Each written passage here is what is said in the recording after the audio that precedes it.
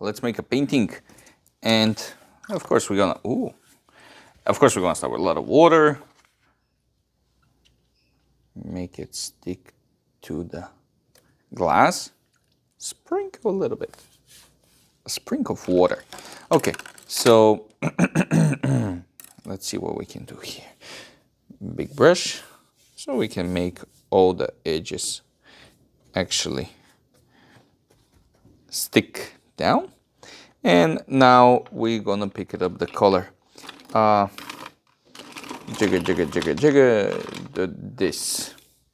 What is this, man? Here is the thing. I find it out. Well, I didn't find it out. I say that every time. But a random color. I would just pick random color. This is some kind of brown. So we're gonna keep it here as a reference. And now we're gonna take almost dry brush and put a lot of paint on it. Actually, it's a lot of paint. And we're gonna go left to right, down, up. There you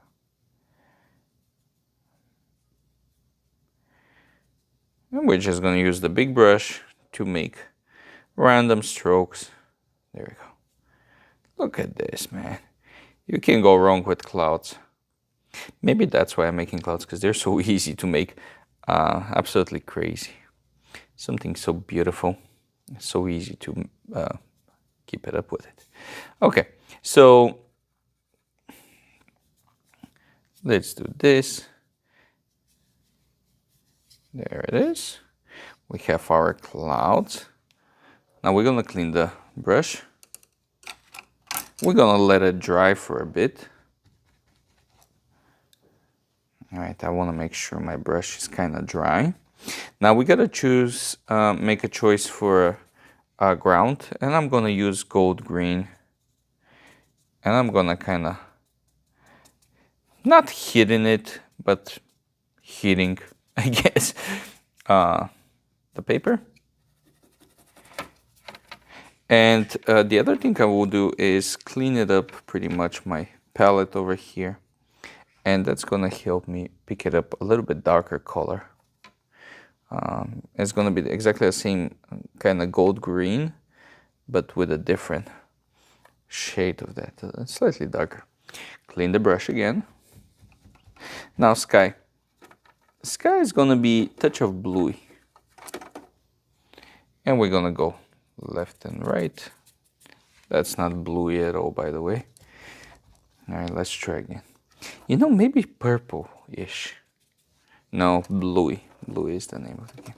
It's kind of hard to take blue with that kind of brush because everything is so... Why I'm not sitting? Jeez. All right, I will sit down. I don't know why I'm standing up. All right, so we're gonna try to use blue and actually keep the water from the... Keep it moist, more blue, less color. There you go. So we can kind of blend it. All right, now is the time to take the flat, clean brush, and we're gonna push some of the paint around. And the reason for that, of course, is gonna be, if you watch my previous videos, is gonna be to make the clouds a little bit more fluffy. And there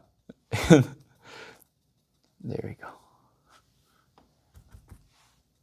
Nice.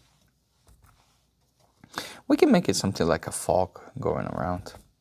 You know what? Actually, I will make a very smooth transition from the foreground, from the horizon to the clouds. There we go. I will just make a connection here and here, and keep going here. Every time I clean my brush, because I want everything to be very, not as smooth, but, well, actually, I guess smooth, and we want to extend that right here. Now, for the sky, we're going to take clean brush and remove some of the clouds here. And that's going to help us with a kind of extra layer on them. There you go. Just a bit, not too much. Man, I can do that for a long period of time, maybe a couple hours. I can just remove and remove and remove. It's very interesting how the process, at least for me, is very interesting. The whole process, how that these clouds develop. Here I need to blend it a bit. There you go.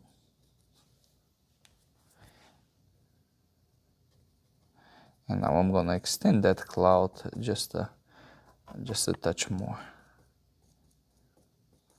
There we go. All right. Now for this cloud, the cloud that is right above us, we're gonna start removing some of it. We're gonna keep it dark on the top. It's a little bit against the whole lightning, but we're gonna do that on purpose, of course. And the reason for that is I wanna make this cloud very close to us. And it's kind of blend out with the rest of the picture. There we go. Okay, now this part. And this part. Here I'm gonna make a big fluffy cloud right here. And this cloud is gonna kind of blend with the rest of the painting. Okay, now I'm gonna take exactly the same color that I use for the clouds and I'm gonna do this. And what is this? This is just something to match this color. I think it's gonna be some kind of plants. I'm gonna keep my brush like this, relatively dry, and just keep pushing and pushing and pushing. And, well, it's not pushing actually, it's tapping. But that's what we're gonna do. There we go. Something just to match the rest of the painting. We're gonna grab some black. Now keep in mind I didn't clean my brush, so I can have nice color, leftover color. We're gonna barely touch with black and a flat brush, so we can have actually the throwing shadows. Man, I hope I don't get sick again. There we go, throwing shadows. Clean the brush again. Now, this is all fine. I like this. A couple of things need to be clarified before we keep going. First, I'm gonna make some sharp edges, some sharp formations here. And the reason for that is absolutely aesthetical. Something to break down the horizon, to show up the horizon better. Here is the thing. I can do two things. I can add color, I can add contrast. I mean, this is still contrast, don't get me wrong, but I can do all kind of stuff in order to separate and make it more, show up, to emphasize a little bit more on the horizon, so we can actually see where everything ends and start. So that's what we're gonna do.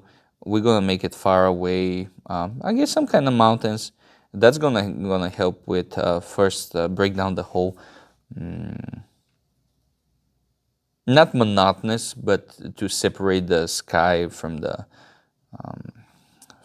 ground, and also it's gonna help with the perspective. It's gonna show a little bit more depth inside of our painting. Here we're gonna make a big boy mountain. There you go. Now, I try to not draw anything at the very end of the paper, generally speaking, because if you want to frame that, you don't want this one to be on the way and anything important to be covered by the frame. Little details like this, don't make the mountain straight lines. It's not necessary. A little imperfection need to be created. This is fine. This is fine. I try to blend it. Kind of, have a smooth finish here. There we go. I want to smooth it out a bit. At least in the back. All right, so on the foreground, a couple of choices. I can add black for a tall grass, or I can just add, well, not add, but remove. I guess you can call it add. I'm adding light, so basically I'm removing paint. What I'm doing is clean my brush and keep it straight, the edge, and every 2-3 times I remove something, I will just clean it up the brush. There we go. So that's gonna give us this pretty nice effect. Now you cannot do probably you can do it, but most of them doesn't work well if you try to do it on the light surface. So that's why we put it earlier, all the dark colors here, so we can actually exploit that later. Of course, we're gonna put a couple of birds. This time I think I'm gonna add Canadian goose, like a couple geese over here, flying in a formation. I think that's gonna be pretty sweet. For that purpose, we need very nice thick paint, not much water, by the way, and let's make the formation. They're flying in an arrow. Yeah. When someone says I'm gonna make make some geese flying around, and you're expecting real geese, I'm like, man, come on, it's just a bunch of dots. But that's what we have here. There we go. Watercolor, abstract, landscape.